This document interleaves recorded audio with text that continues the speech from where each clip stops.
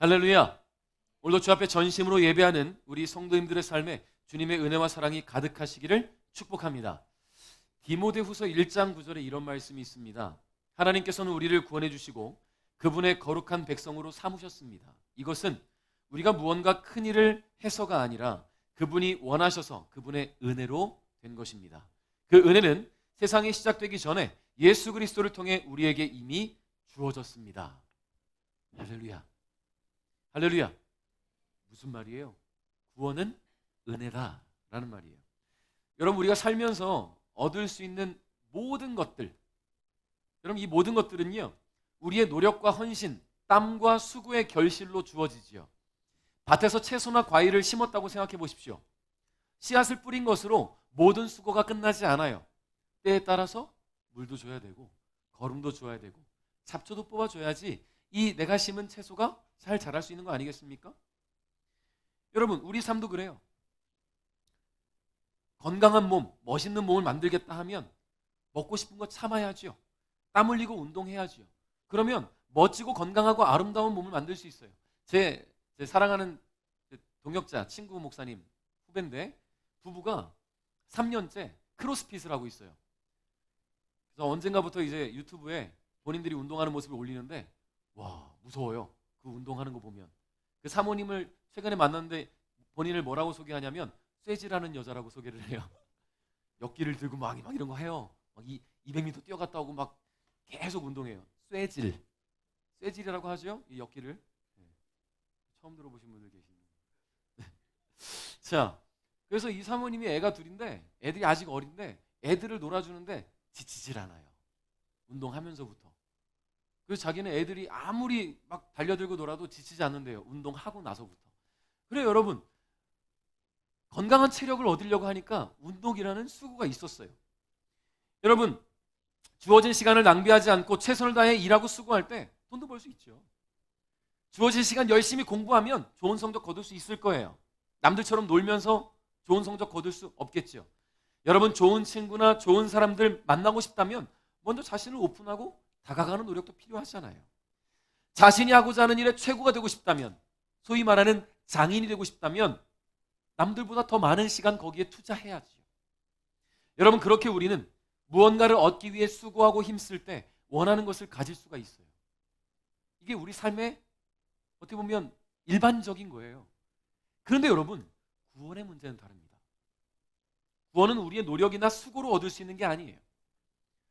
디모데후서 1장 9절에서 말씀하시는 것처럼 구원은 오직 하나님의 은혜로 주어지는 거예요. 할렐루야. 여러분, 만약에 이 구원이란 단어를 아주 쉽게 설명한다면 길을 가다가 들판에 거대한 구덩이가 있어요. 거기에 누군가가 빠져 있어요. 이 사람이 나올 수 있는 방법이 없습니다. 누군가가 지나가다 건져줘야 되는 거예요.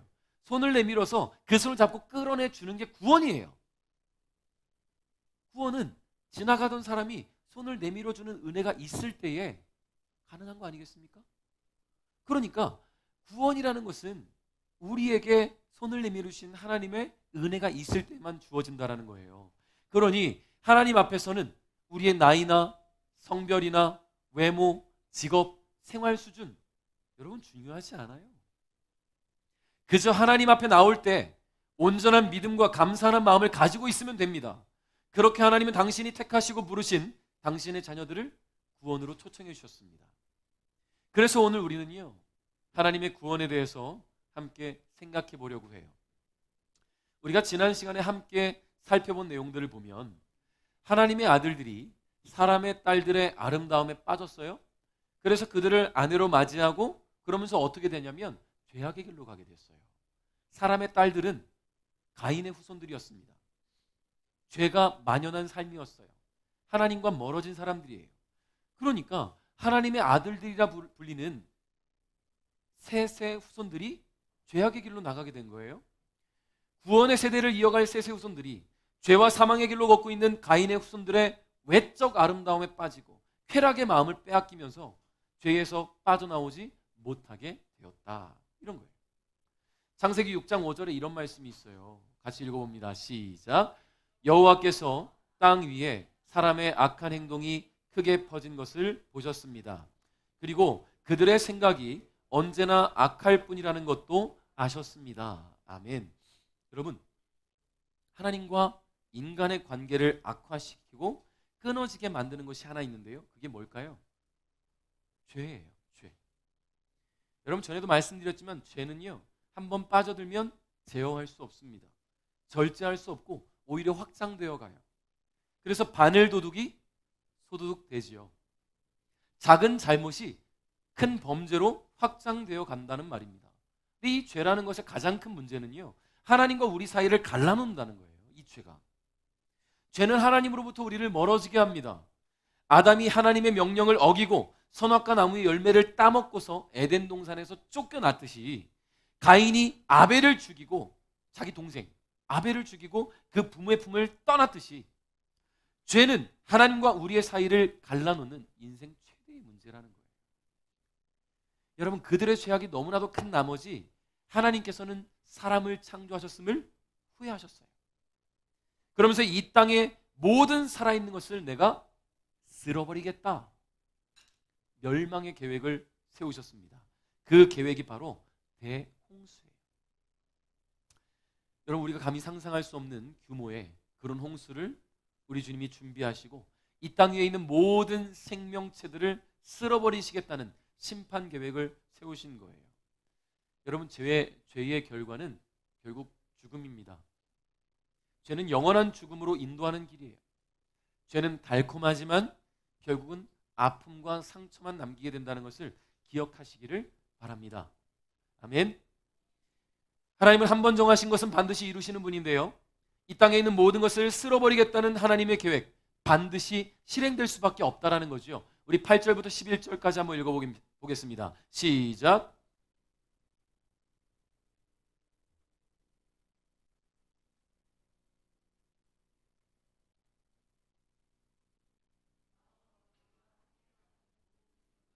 곧 새와 가축과 들짐승과 땅 위의 모든 생물들과 너희에게 언약을 세우리니 다시는 홍수로 모든 생물들을 없애버리지 않을 것이며 홍수로 땅을 멸망시키는 일은 없을 것이다. 아멘.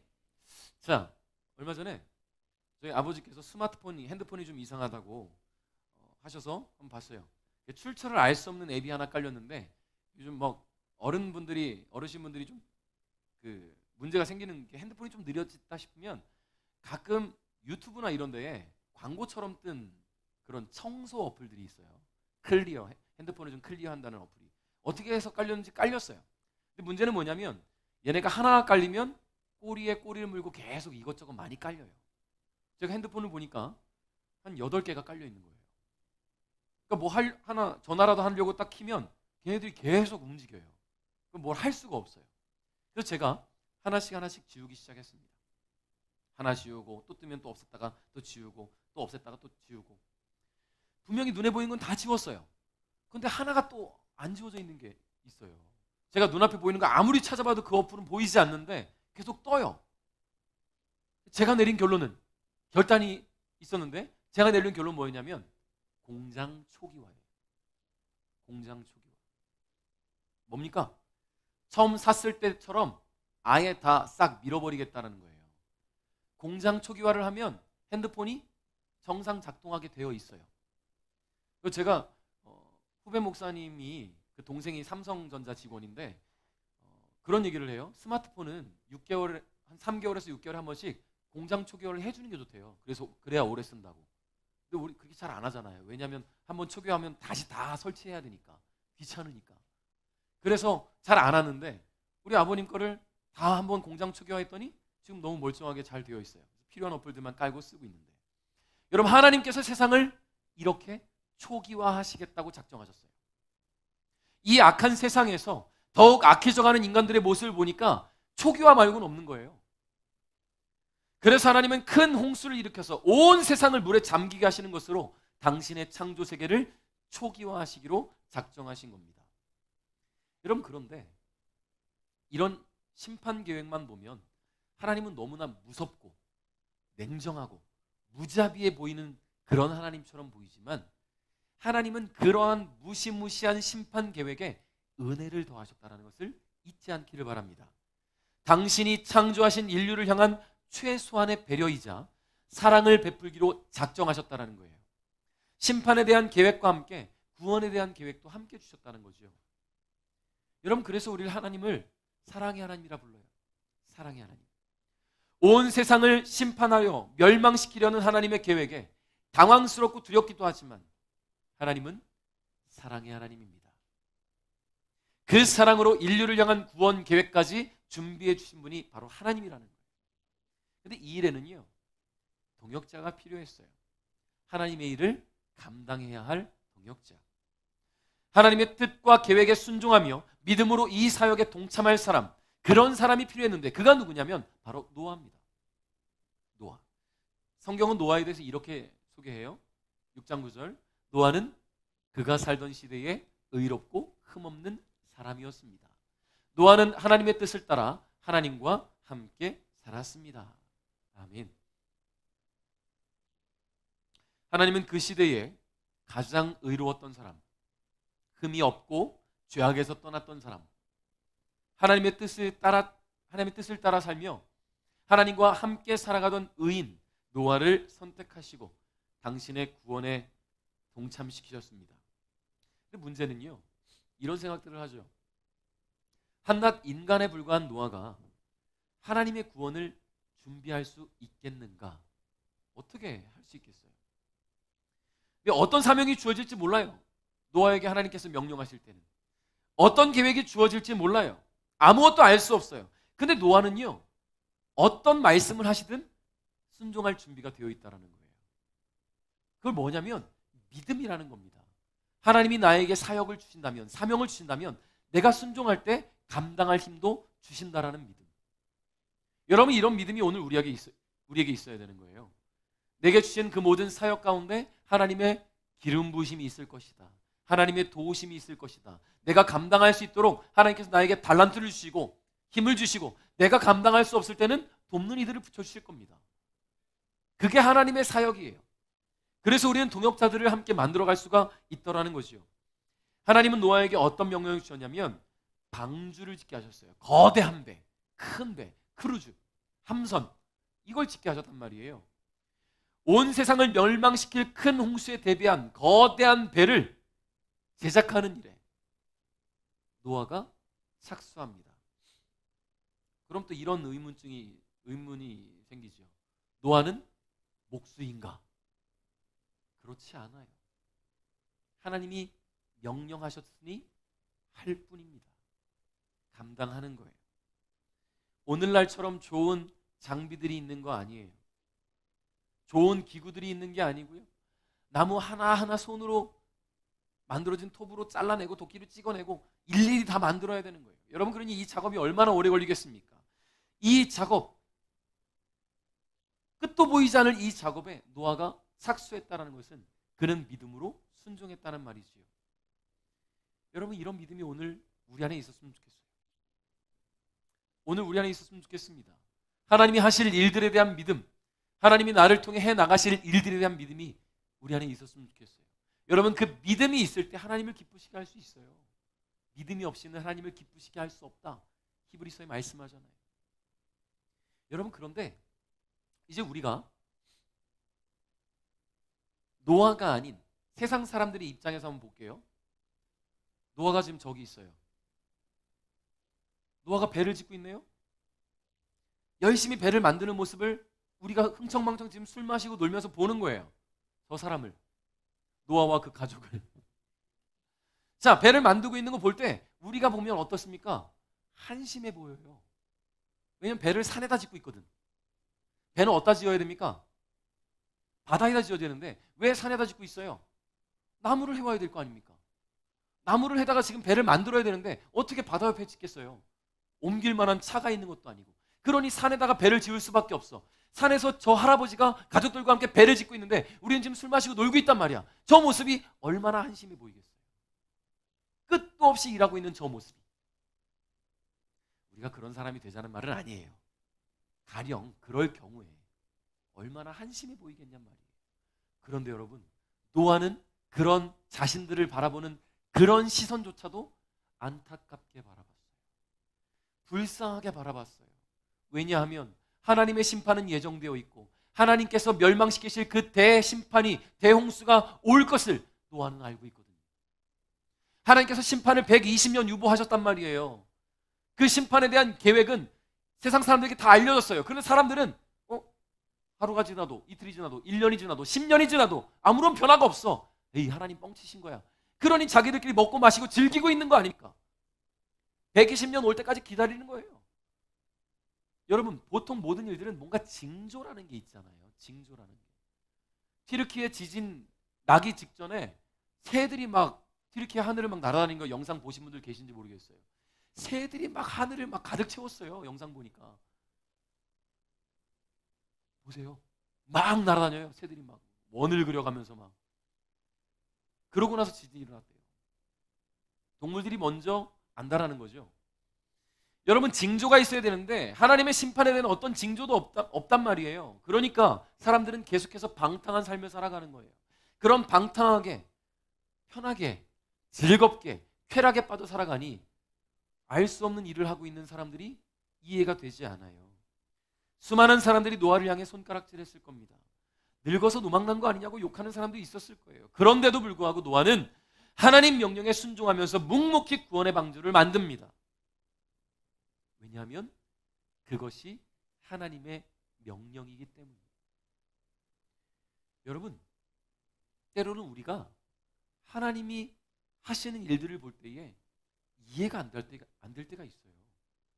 왜 하나님은 나에게 이런 일을 맡기시지? 왜 하나님은 내 삶에 이런 일들을 펼쳐 보이시지?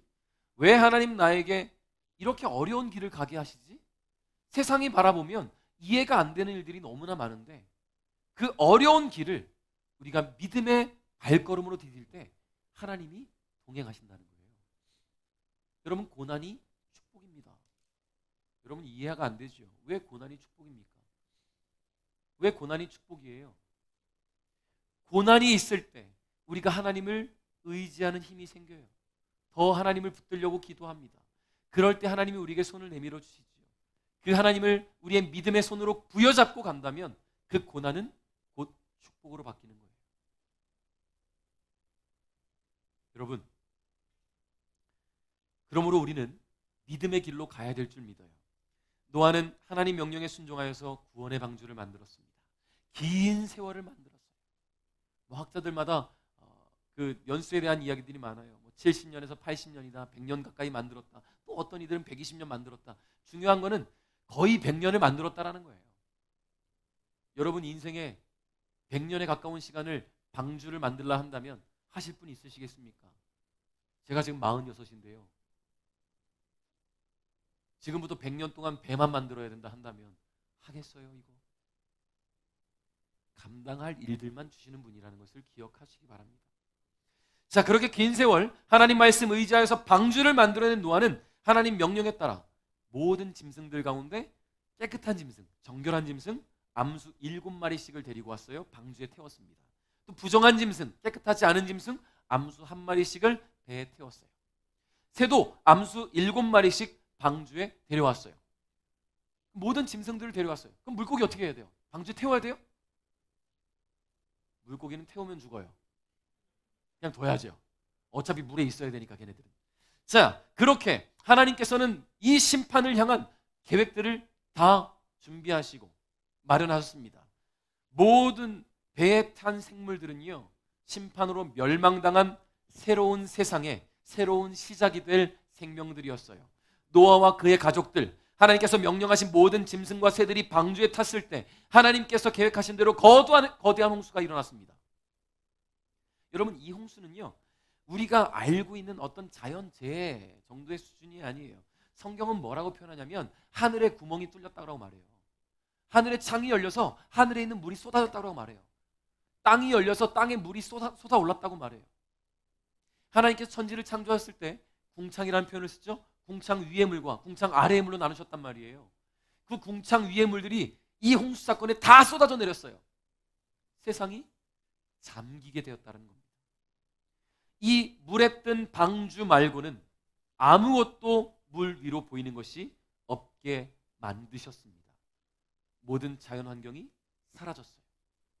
삶의 터전이 사라졌어요. 모든 생명체가 사라졌어요.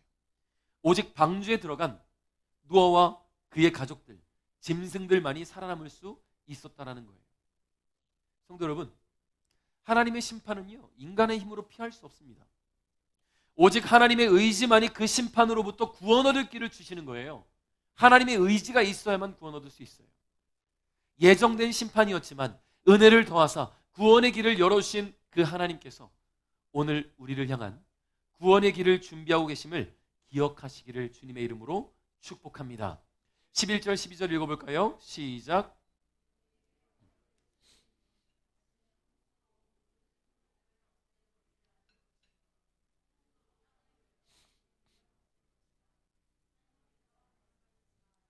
내가 너희와 함께 사는 모든 생물과 너희 사이에 대대로 세울 언약의 표는 이러하다. 아멘. 자, 하나님의 선하심과 인자하심이 너무나 잘 드러나는 말씀이죠. 하나님은 세상을 물로 심판하셨어요. 다 쓸어버리시겠다는 그 말씀대로 세상을 멸망시키셨습니다. 다만 구원과 소망을 위해 준비시키신 노아의 방주 안에 있는 사람들과 짐승들을 살려주셨어요. 여러분, 그렇게 대홍수 심판이 끝나고 나서 방주 밖으로 나온 그 노아에게 하나님은 손을 내밀어 주시는 거예요. 소망의 약속을 주시기 위해 손을 내미신 겁니다. 여러분, 어떤 기업들이 인수합병을 하거나 어떤 계약을 할 때 계약서에 사인을 하죠. 그리고는 이 계약서가 잘 마무리됐다고 서로 악수합니다. 거기서 악수 안 하는 사람 대역죄인 되잖아요. 그렇지 않겠습니까? 계약 잘 해놓고서 손 안 내밀고 악수 안 해버리면 뭔가 찜찜해요. 하나님은 이 세상을 심판하고 나서 노아와 그 가족에게 제가 가끔 이해해 주세요. 목이 좀 약간 상태가 안 좋으면 발음이 헛나와요. 지금 약간 상태가 안 좋은 상태니까 이해해 주시기 바라요. 자, 노아와 그 가족에게 손 내미셨습니다. 새로운 약속을 주시겠다는 말이에요. 계약을 하시겠다는 말입니다. 언약을 주시겠다는 말인데요. 하나님께서 다시는 홍수로 세상을 심판하지 않겠다라고 약속하셨어요. 여러분, 이 심판 생각해 보세요. 하나님에게도 너무나 큰 슬픔 아닙니까? 자신이 만든, 하나님 당신이 만든 그 피조세계를 하나님의 손으로 다 쓸어버리셨어요. 그 아름다운 창조물들을 하나님께서 박살내셨어요. 더욱이 그 피조물 가운데 가장 소중히 여기시고 사랑하셨던 인류를 하나님께서 포기하셨어요. 얼마나 마음이 아프셨겠습니까? 그러나 하나님의 사랑은 심판으로 끝나지 않았습니다. 남겨두신 노아와 그의 가족들을 통해 인류를 향한 하나님의 사랑과 소망의 계획은 다시 시작되었습니다. 그래서 하나님은 새로운 시작에 앞서서 다시는 물로 세상을 심판하지 않겠다고 약속하고 계신 거예요. 여러분, 솔직히 이러한 무자비한 심판은 있을 필요가 없는 거 아닙니까? 이렇게까지 심한 심판이 뭐가 필요해요? 사람들이 죄악에서 떠나서 회개하고 주님 앞으로 돌아왔다면 심판은 있을 필요가 없었어요. 하나님께 주시는 은혜를 기억하고 감사하면서 주님 앞에 무릎을 꿇었다면 심판을 유보해 주신 그 120년의 시간 동안 믿음의 회복을 위해 힘썼더라면, 그들이 영적 각성 운동을 일으켰더라면 일어나지 않았을 심판입니다. 그럼에도 불구하고 하나님께서 심판을 강행하신 것은 인류가 변함없이 하나님을 멀리하고 죄로부터 떠나지 않았기 때문이라는 거예요. 오히려 더 크고 깊은 죄를 저지르며 창조주이신 하나님의 마음을 아프게 했기 때문입니다. 그렇게 세상은 하나님의 심판으로 완전히 초기화됐어요. 그리고 깨끗하게 초기화된 이 새로운 세상에 발걸음을 내딛는 노아에게 하나님은 손 내밀고 계신 거예요. 우리 언약을 세우자라고 말씀하신 거예요. 성도 여러분, 하나님은 선하시고 인자하신 분입니다. 심판 이후에 새로운 세상을 열어가는 노아와 그 가족들에게 소망을 주신 주님께서 오늘 저와 여러분에게도 소망을 주고 계세요. 여러분, 우리에게는 마지막 때가 분명히 있어요. 개인의 마지막 때가 있을 수도 있고 하나님께서 예수님을 보내주시는 그 마지막 때가 내 사는 동안에 있을 수도 있는 거예요. 왜냐하면 예수님 언제 오실지 아무도 알 수 없으니까. 오늘 저녁에 오실지 내일 오실지 알 수 없어요. 다만 그 주님 오시는 그날, 아니면 우리를 부르시는 그날, 개인의 마지막 때가 될지 인류의 마지막 때가 될지 알 수 없는 그날에 하나님은 우리에게 손 내미셨어요. 내가 너를 구원하겠다고 말이죠.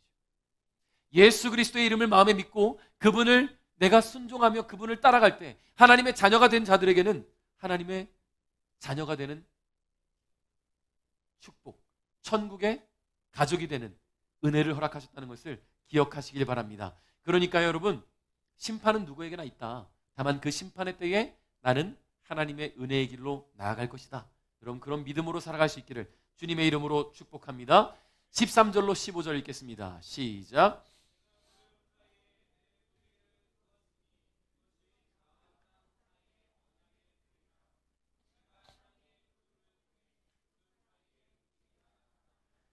나는 너희와 모든 생물 사이에 세운 나의 언약을 기억할 것이다. 다시는 홍수로 땅의 모든 생물을 멸망시키는 일은 없을 것이다. 아멘. 자, 요즘은 좀 대기질이 좋지 않다 보니까 무지개가 잘 안 보이죠. 가끔 보이긴 하는데. 근데 어렸을 때는요, 제가 어렸을 때는 비 오고 나면 어김없이 무지개가 떴던 기억이 나요. 뭐 운 좋으면 쌍무지개도 봐요. 쌍무지개. 자, 하나님이 만들어내신 7빛깔의 이 아름다운 무지개, 너무나 아름다워요. 어렸을 때는 막 그런 꿈도 꿔보잖아요. 저 무지개, 구름, 무지개에 올라가서 이렇게 미끄럼틀 타는 그런 꿈도 꿔보고 하잖아요. 저만 순진했나요? 저는 그런 꿈 꿔본 적이 있는데, 구름 위에 이렇게 올라타는 꿈, 구름 타고 가다가 무지개 타고 내려오는 꿈. 그래서 어렸을 때는요, 손오공이 되고 싶었어요. 군두운 한번 타보게. 착한 마음이 있어야 군두운 탈 수 있으니까 착한 마음 가져보려고 노력했으나 제가 물질에 눈이 멀어서 아버지의 금고를 털면서 이게 그래서 군두운을 못 탔나 봐요. 그래, 참 아깝네요. 여러분, 아무튼 간에 이 무지개가 바로 하나님의 언약의 증표였습니다. 하나님은 인간을 다시는 물로 심판하지 않겠다는 언약을 세우시기는 그 언약의 증표를 제시하셨는데, 오늘날로 하면요, 계약할 때 그 증거를 남기는 게 뭡니까? 계약서잖아요. 계약서 작성하는 거예요. 도장 꽝 찍는 거예요. 하나님 무지개를 구름 속에 두심으로 다시는 물로 사람을 심판하지 않겠다라고 약속하셨습니다. 여러분, 인간은 또 범죄할 수 있어요. 연약하니까, 사람이니까. 근데 인간이 또 하나님 앞에 범죄해서 하나님께서 저것들을 또 심판해야 되나? 또 쓸어버려야 되나? 할 때 무지개를 보시면서 내가 약속했지. 물로 심판하지 않겠다고 언약을 세웠지 라고 마음을 돌이키신다는 거예요. 하나님의 언약은 누구도 깨트릴 수 없어요. 언약의 주체이신 하나님 스스로도 이 언약을 깨트리지 않습니다. 그만큼 하나님은 언약을 너무나 중요하게 여기시는 분이었어요. 세상 모든 것을 우리에게 주시고도 아무것도 바라지 않으시는 하나님, 우리에게 바라시는 조건 딱 하나 있다면 순종이에요. 근데 그 순종에는 믿음 있는 순종이 필요한 거예요. 맹목적인 순종이 아니라 믿음 있는 순종. 하나님 말씀에 대한 순종, 주를 향한 순종, 그거 하나면 됩니다. 노아가 인류를 구원할 거대한 방주를 만들라는 그 말도 안 되는 명령을 그대로 순종했던 100년 가까운 시간을 이 방주를 제작했던 그 모습을 하나님이 기억하시고 결국 그를 구원하셔서 새로운 인류를 만드신 거 아니겠습니까? 그를 구원하신 그 하나님께서 오늘 저와 여러분에게도 순종을 원하십니다. 여러분, 얼마나 간단하고 쉽습니까? 순종만 하면 되니까. 하나님이 이러한 언약을 우리와 맺으셨어요. 그 언약의 증표가 뭐라고요? 무지개다. 그러므로 우리는 심판, 하나님이 주실 그 심판을 기대하며 기다리면 됩니다. 주님 우리에게 주신 삶을 잘 살아가면서 마지막 때에 주님 앞에 서는 그날, 주님 품에 안길 그때를 기대하며 살아가는 저와 여러분 될 수 있기를 주님의 이름으로 축복합니다. 여전히 우리에게는 무지개 언약이 유효하다는 것을 잊지 마십시오. 이 땅 멸망하는 그날까지, 하나님의 심판이 다시 임하는 그날까지 홍수 심판은 없어요.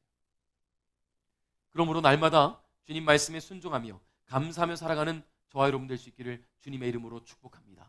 말씀을 맺겠습니다. 최근에 넷플릭스를 통해서 방영된 한 다큐멘터리로 아주 뉴스가 시끄럽죠. 이 다큐멘터리의 제목은 나는 신이다 예요. 어른들은 또 아는 얼굴들이 있을지 모르겠어요. JMS 정명석, 오대양 사건의 박순자, 아가동산의 김기순, 그리고 만민중학교의 이재록, 사이비 교주들이에요. 이들은 모두 자신을 신격화했지요. 신도들을 세뇌해서 무조건적으로 복종하게 만들었습니다. 충성을 빌미로 수많은 악행을 저질렀고요. 착취했어요. 따뜻하고 사랑 많으신 하나님의 이름으로 자신의 사리사욕을 채운 사람들이에요. 자신이 하나님의 사자인 척 자신을 포장하고 수많은 사람들에게 평생 지울 수 없는 상처를 남긴 너무나 악질적인 범죄자들이죠. 여러분, 여전히 그 안에 마음을 뺏긴 사람들은요, 지금도 이 사람들이 자신들의 교주라고 믿고 있어요. 신이라고 믿고 있다는 거예요. 그런 모습 보면 너무나 안타깝죠. 요즘 시내 걸어가다 보면 특히 이 시내에 되게 많아요. 둘씩 짝지어서 오는 사람들이 있어요. 그리고 항상 저를 보면 이렇게 이야기해서요. 한껏 웃으면서 덕이 있어 보인다고. 얼굴이 되게 덕이 있어 보인대요. 그럼 저는 이렇게 얘기해요. 네, 저는 목사거든요 라고 이야기해요. 그래, 덕이 있어야죠. 하나님의 자녀인데 덕이 있어 보여야죠. 당연히. 누구냐면 그 사람들이 대순진리교회예요. 도를 아십니까? 곳곳에는요 또 팻말 세워놓고 열심히 많은 사람들에게 자신들이 생각하는 구원을 전하는 사람들이 있어요. 여호와의 증인들. 또 요즘 시내에 또 테이블 갖다 놓고 또 하는 분들이 계시죠. 신천지. 이제 감추고 하지 않더라고요. 대놓고 해요. 자신들이 진짜라고 말입니다. 여러분, 우리가 분명히 기억해야 될 것은요, 하나님은 그런 분이 아니에요. 하나님은 착취하는 분이 아닙니다. 가정을 깨어지게 하는 분이 아니에요. 하나님은 성도들을, 거룩하신 주의 백성들을 하나님의 자녀 삼아서 구원으로 인도하시는 분이지, 착취하고 빼앗고 그 인생을 망가뜨리고 가정을 깨어지게 하는 분이 아니라는 거예요. 죄에 대해서는 반드시 심판하시되 구원의 길을 열어주시는 분이 바로 하나님이에요. 구원의 길로 나올 때는 손을 내밀어 주시는 분이 바로 하나님이에요. 심지어 하나님의 구원에는 어떤 자격도 조건도 필요 없어요. 디모데후서 1장 9절 말씀, 오직 은혜로 된 겁니다. 하나님의 은혜로. 그러므로 우리는 주어진 삶 속에서 우리를 구원하신 예수 그리스도를 믿고 그 십자가의 보혈이 나를 향했음을 믿고 하나님을 잘 섬기고 세상을 향해 주님의 선하심과 인자하심을 전하면서 살아가면 돼요. 여러분, 여전히 우리 주위에는 수많은 이단과 사이비들이 있어요. 거룩하신 하나님의 이름을 이용하여서 사람들을 미혹하고 오히려 하나님과의 관계를 단절시키는 이들이 있는데, 여러분, 우리가 그들 사이에 있을 때 우리가 어떻게 살아야 됩니까? 민감해야 되는 거예요. 영적으로 민감해야 되는 거예요. 영적으로 민감하려면 어떻게 해야 됩니까? 기도하셔야 돼요. 매일매일 하나님과 소통하시기 바라요. 매일 예배가 되어질 수 있길 바라요. 여러분, 아침 기도에 매일매일 나오라고 제가 말하지 않아요. 여러분이 일상에서 기도로 시작하세요. 아침에 눈 뜨면 하나님을 부르세요. 꼭 무릎 꿇고 머리 숙이고 눈 감고 그것만 기도가 아니에요. 일어나셔서 바쁘면 머리 감으면서 기도해요. 하나님, 샴푸가 눈에 들어가지 않게 도와주세요. 밥 먹고 길을 갈 때 사고 나지 않게 해달라고 기도하세요. 공부하다 졸지 않게 힘달라고 기도하세요. 여러분 하는 모든 일들이 주님의 은혜 가운데 있다는 것을 매 순간 깨달아 알으려면 계속 이야기하셔야 돼요. 하나님께. 그게 예배 아닙니까? 그게 예배예요. 주님께서 노아와 언약을 맺으실 때 주셨던 그 무지개가 오늘 여전히 우리 마음에, 우리의 삶 속에 아름답게 떠 있다는 것을 기억하시고 주님의 신실하심을 의지하며 믿음으로 주어진 매일의 시간들을 잘 살아나가는 우리 베들가족 여러분 될 수 있기를 주님의 이름으로 축복합니다. 우리 시간 함께 찬양하고 한 번 더 기도할 텐데요. 여러분, 주님은 신실하신 분, 항상 그 자리에 계신 분, 내가 어떤 변화가 나타나도 나를 바라보시는 그분, 그분을 의지하는 마음으로 찬양하시고 함께 기도하며 나갈 수 있기를 바라겠습니다. 주님을 신실하고 항상 거기 계시네. 그 사랑을 뭐라 할까. 주님을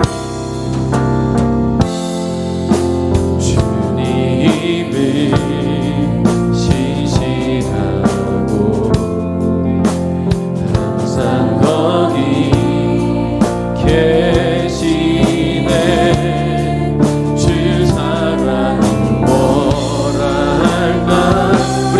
고백합시다. 주 사랑이 내 생명보다, 주 사랑이 내 생명보다 귀하고, 주 사랑이 파도보다 더 강해요. 세월이 가고 꽃이 들어도 주 사랑 영원해. 주님 사랑이신 주님은 주 사랑이 내 생명보다 귀하고, 주 사랑이 파도보다 더 강해요. 세월이 가고 꽃이 시들어도 주 사랑 영원해. 주님 사랑이시신, 한 번 더 주 사랑이 내